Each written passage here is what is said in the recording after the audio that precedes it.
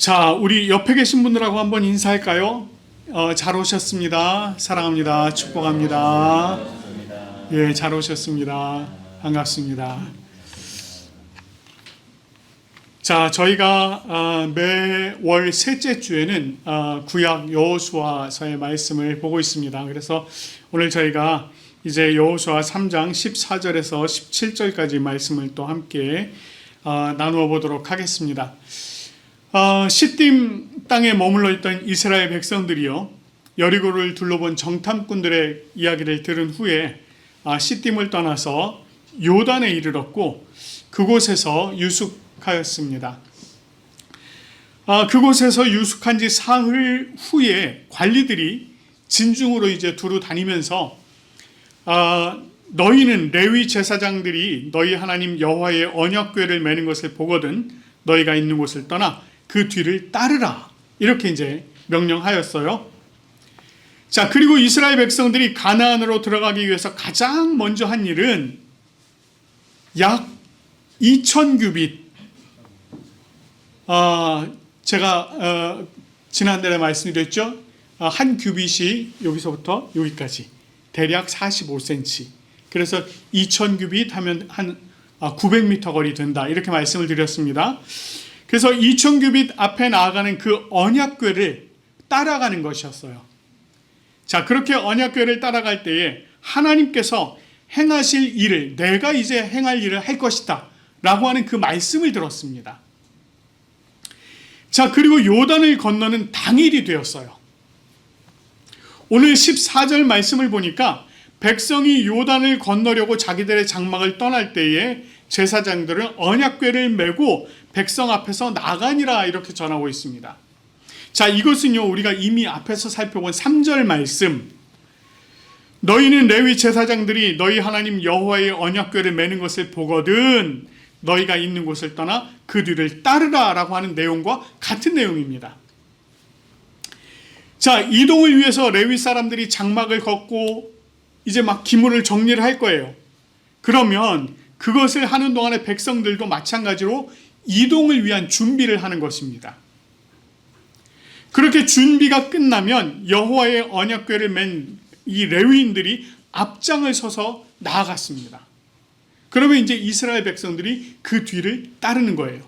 거리를 900m, 약 2000규빗 거리를 두고 따르는 것입니다.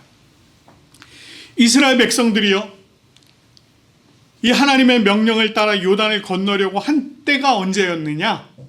그 때에 대해서 15절에서 기록을 하고 있습니다. 이 15절 말씀을 보면 곡식 거두는 시기, 이렇게 되어 있어요. 곡식 거두는 시기.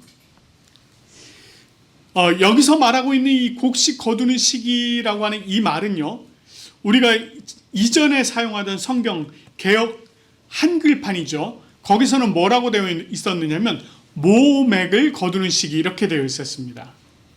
이게 밀과 보리를 거두는 시기예요. 이때가 대략 언제쯤일까요? 한 4월에서 5월쯤 됩니다. 이때는 항상 언덕에 넘치더라, 이렇게 얘기했어요. 여기서 넘친다고 하는 것은 요단 강물이 넘친다는 것을 얘기하는 것입니다. 그러니까 요단 강물이 이때가 되면 항상 넘쳤다는 거예요. 이 요단 강물에 직접적인 영향을 미치는 것이 있었습니다.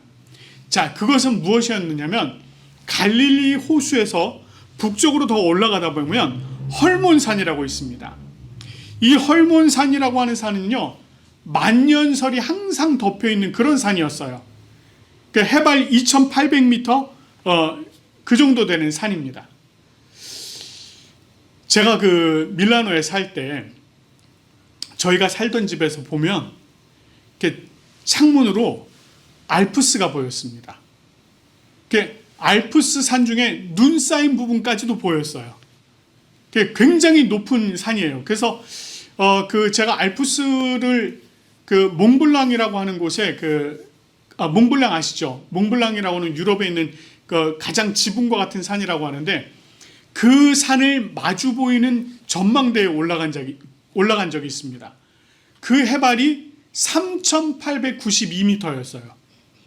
거기 올라가니까 계단 한 두세 개 올라가도 숨차더라고요. 그 위는 그렇게 항상 이제 눈이 쌓여 있습니다.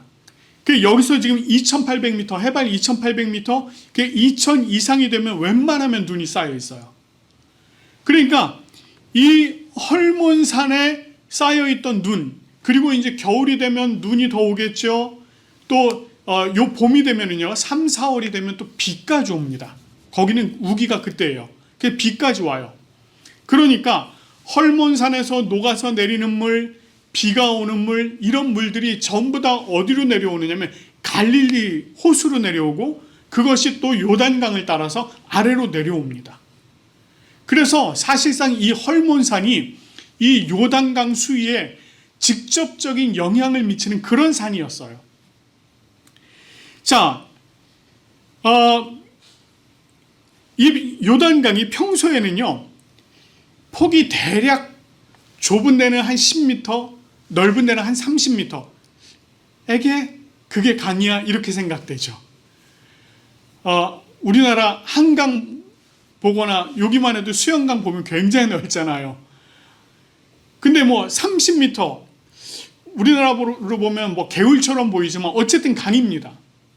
그런데요, 요 강이 뭐 깊이도 뭐 좀 깊으면 2m, 그렇지 않으면 1m, 뭐 가슴 높이 정도 이렇게 오기도 하고 그러는 강이에요.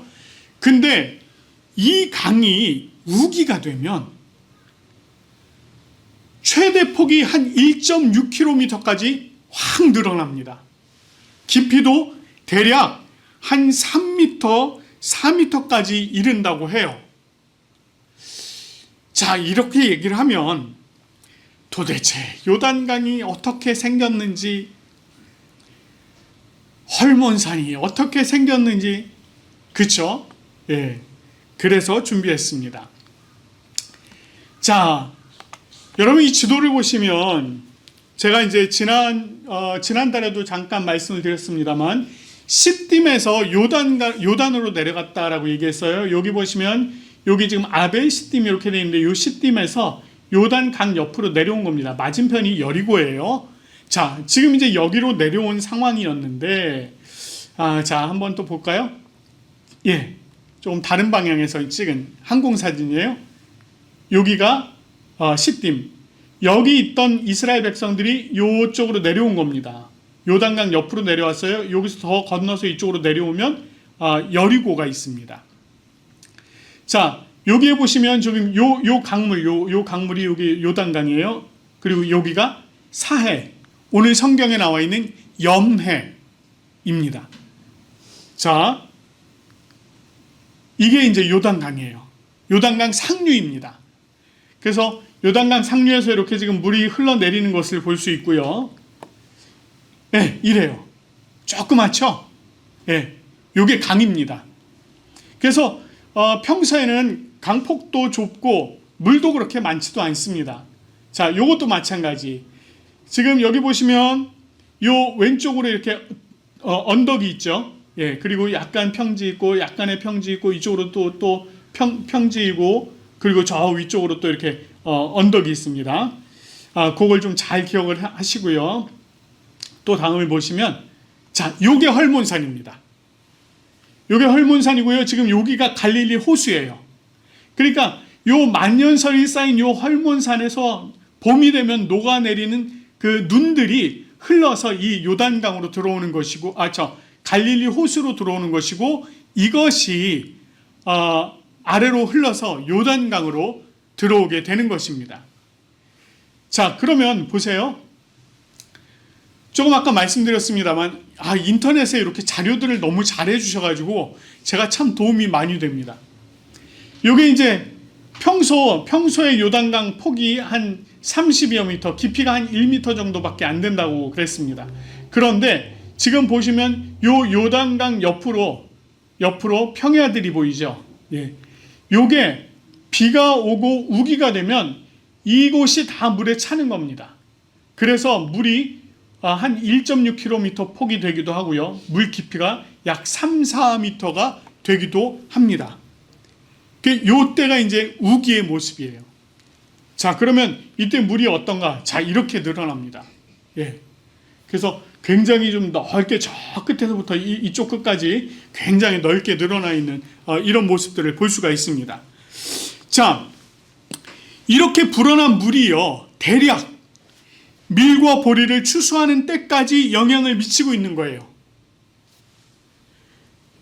그런데 이 물이 없을 때 좀 건너게 하시지. 그쵸? 하나님도 참 대단하셔요.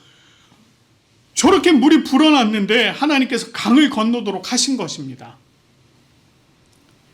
일반적으로 이럴 때 물이 불어날 때 강을 건넌다. 일반적으로 생각하면 물이죠. 물이에요. 만약에 우리 같은 사람들이 계획을 했다면 저때 강 절대로 안 건넙니다. 물이 가장 적을 때 건너야죠. 예. 그러나 하나님께서는 이때에 이스라엘 백성들이 요단을 건너도록 인도하셨어요. 자, 언약궤를 맨 제사장들이요, 요단에 이르렀고 그들의 발이 물가에 잠기자 놀라운 일이 펼쳐졌습니다. 이미 앞에서 13절에서요, 주 여호와의 언약궤를 맨 제사장들의 발이 요단물을 밟고 멈추면 요단 물, 곧 위에서부터 흘러내리던 물이 끊어지고 한 곳에 쌓여 서리라, 이렇게 말씀을 하셨는데 그 말씀이 실현된 겁니다. 16절, 오늘 저희가 읽은 말씀 16절 말씀을 보면 이렇게 얘기해요. 곧 위에서부터 흘러내리던 물이 그쳐서 사르다는 가까운 매우 멀리 있는 아담 성읍 변두리에 일어나 한적한 곳에 쌓이고 아라바의 바다 여매로 향하여 흘러가던 물은 여전히 끊어졌다, 이렇게 얘기합니다. 여러분, 이 곡식 거둘때면 항상 넘치던 물이요, 언약궤를 맨 제사장들이 요단강 물가에 딱 들어가서 발이 물에 잠기자 상류에서 흐르던 물이 딱 그쳤다는 겁니다. 그리고 그 흐르던 물, 남아있는 물은 전부 다 아래로 다 흘러갔다는 거예요. 그래서 그 물이 전부 다 여매로 흘러 들어갔습니다. 그리고 위에서는 더 이상 물이 안 내려와요. 여기 보니까 사르단 가까운 아담이라고 하는 곳, 그곳에 물이 쌓였다는 거예요. 여기서 지금 쌓였다라고 하는 이 표현이 어떤 표현이냐면요, 여러분, 우리 왜 벽돌을 쌓는 거 있죠? 제일 밑에 한 층 쌓고 그 위에 또 한 층 쌓고 또 한 층 쌓고 이렇게 벽돌을 쌓지 않습니까? 그렇게 쌓였다는 겁니다. 마치 그런 것처럼 물이 점점 차올라서 쌓였다는 거예요. 마치 댐에 물이 갇힌 것처럼요. 반면에 아래의 물들은 전부 다 여매로 흘러 들어가서 그저 물이 없는 그렇게 되었다는 거예요. 근데 여기 지금 지명으로 나와 있는 이 사르단이라고 하는 곳, 그곳에서 여매까지의 거리가 대략 30km입니다. 그리고 지금 이스라엘 백성들이 물을 건너려고 했던 그곳, 거기서부터 사르단까지 거리가 대략 20km예요. 그런데 그곳에 물이 싹 없어진 상태가 되었다라고 하는 것입니다. 아이고, 사르단이 어디야? 봐야겠죠? 자, 여러분 잘 보세요. 지금 이스라엘 백성들이 있었던 곳이 여기입니다. 여기 여리고 맞은편. 그리고 지금 사르단이 여기예요. 그 사르단 근처 아담이라고 하는 요곳에 물이 쌓였다라고 얘기를 합니다. 요 아담도 성읍이에요. 근데 왜 이곳에 쌓였는지 한번 잠깐만 보시면, 잘 보십시오. 지금 요 옆에, 요거는 요 위에서 내려오는 건 요단강이고요. 요 옆에서 흐르고 있는 강이 또 하나가 있습니다. 이 강의 이름이 뭐냐면, 여러분 들어보신 강이에요. 야복강. 언제 들어보셨죠? 창세기.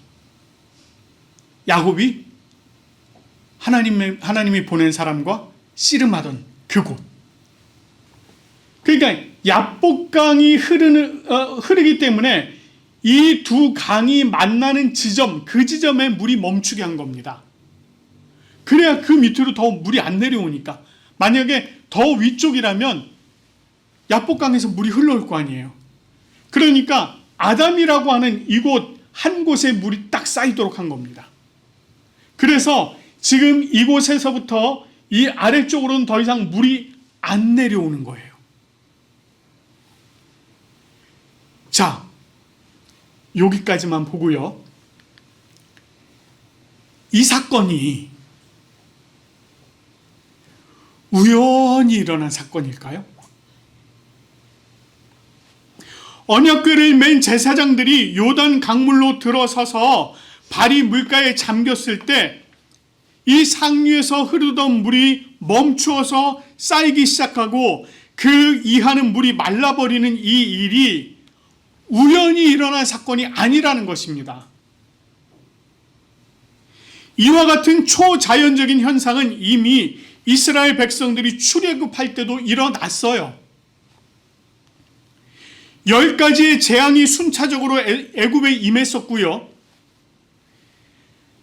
이스라엘 백성들이 홍해 앞에 섰을 때 홍해가 갈라져서 그 땅을 마치 마른 땅같이 건넜던 그 일이 이미 있었습니다. 이것을 통해서 하나님께서 자기 자신이 어떤 분이신지 보여주신 거예요. 여러분, 신인 이유는 불가능한 일을 하기 때문입니다. 하다못해 점집 가서 그 점 본 거 믿는 이유가 뭐예요, 여러분? 그거 귀신이 그거 알려준다고 생각하니까, 그게 맞다라고 생각을 하니까 그걸 믿는 거 아닙니까?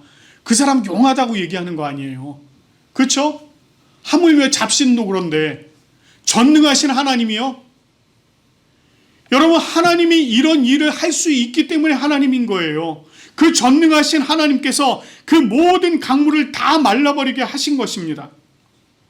그래서 하나님 당신이 어떤 분이신지 직접 보여주신 거예요. 나는 이런 신이다라고 하는 걸 보여주신 것입니다.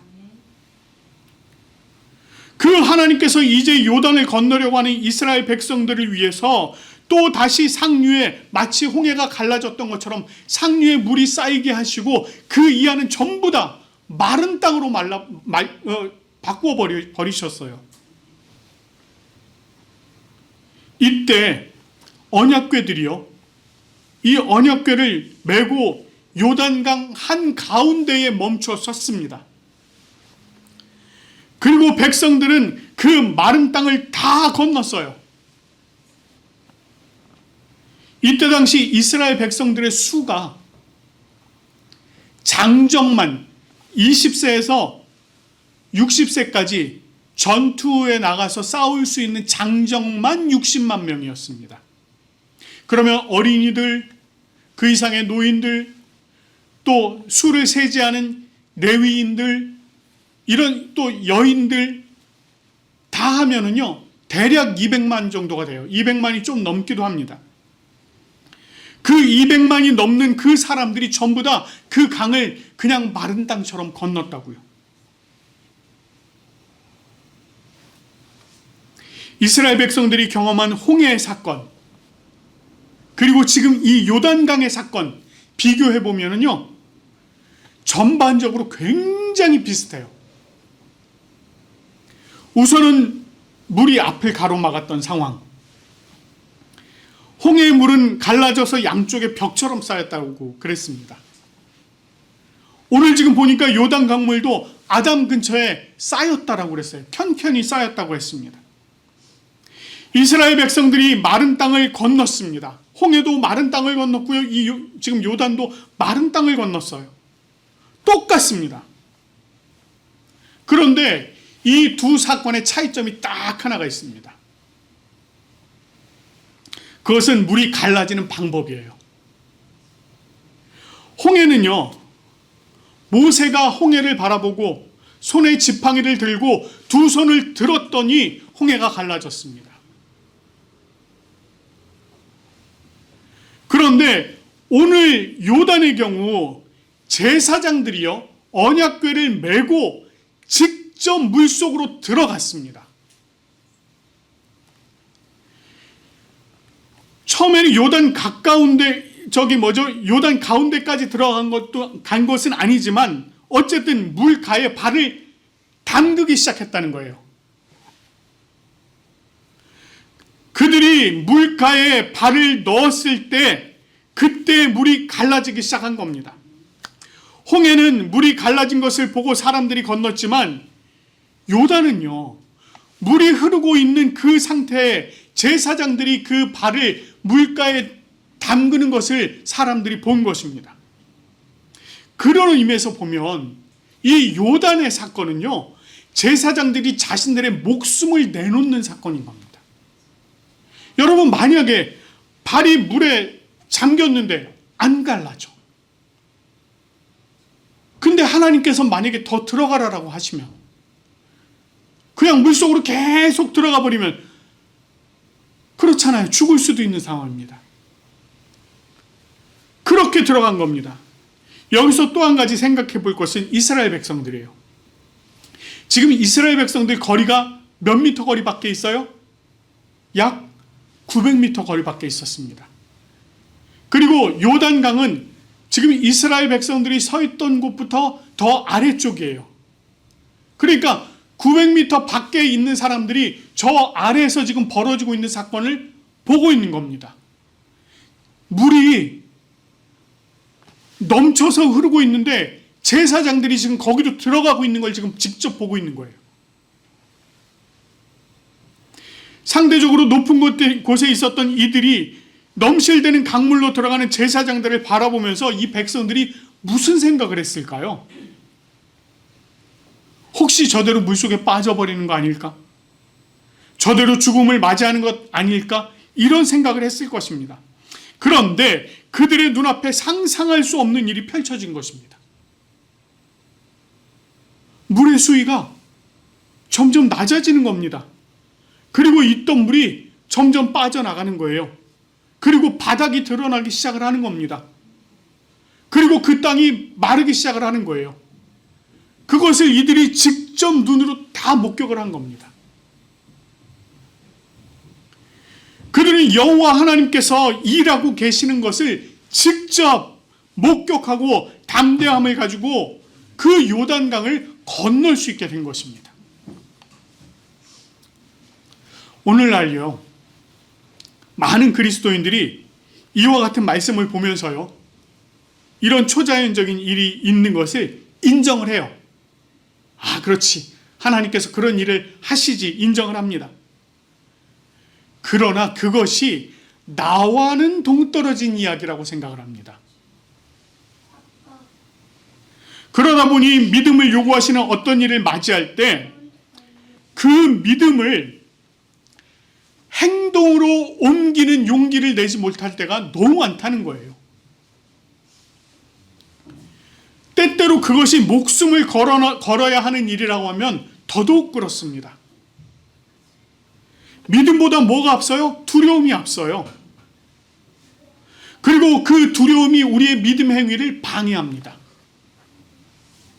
이전에도 말씀드린 바가 있습니다만 폭풍이 부는 이 바다 위를 걸어오는 예수님을 발견한 베드로가 그러잖아요. 주님이시면 나를 불러서 바다 위를 걷게 해주세요. 이렇게 얘기했습니다. 예수님께서 베드로를 보고 말씀하셨어요. 베드로야, 나오라. 내게로 걸어오라. 이 베드로가 예수님을 바라보고 믿음이 있을 때는 그 물 위를 걷기 시작했습니다. 그렇게 예수님 앞으로 걸어오기 시작을 했던 거예요. 이처럼 믿음을 가지고 행하는 일에 대해서는 주님께서 그 일을 행할 수 있는 능력과 여건을 만들어 주십니다. 그런데 이런 것들을 믿는 것이 쉽지 않다는 거예요. 그러면 어떻게 하면 이런 믿음을 가질 수가 있겠습니까? 오늘 본문에서는 제사장들이 여호와의 언약궤를 메었다 이렇게 얘기합니다. 다시 말해서 그 순간에 그곳에 여호와 하나님께서 함께 계셨다는 것입니다. 마찬가지로 주님께서 우리와 함께 계신다면 그것이 가능합니다. 사실 지금도 주님께서는 우리와 함께 계세요. 우리 안에 내주하시는 성령님께서 계십니다. 성령 하나님께서 우리의 모든 삶에 함께 하시고요, 우리를 한 걸음 한 걸음 인도해 가고 계십니다. 우리는 얼마든지 주님께서 요구하시는 그 믿음의 자리로 나아갈 수 있다는 것입니다. 우리가 매일의 삶 속에서요, 세상이라고 하는 이 거대한 요단 속으로 우리는 매일매일 나아가요. 그 세상으로 나아갈 때 우리 안에 계신 성령님을 의지하시면서 그 세상으로 나아가시기 바랍니다.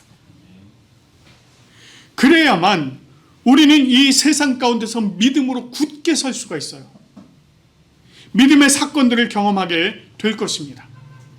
여러분, 오늘 또 예배가 마치면은요, 여러분은 또다시 이 세상을 향해서 나가야 합니다. 그럴 때 이 자리에 믿음을 그냥 다 내려놓고 나가지 마시고 성령 하나님과 동행하십시오. 성령님께서 이끄시는 대로 한 걸음 한 걸음 나아가십시오.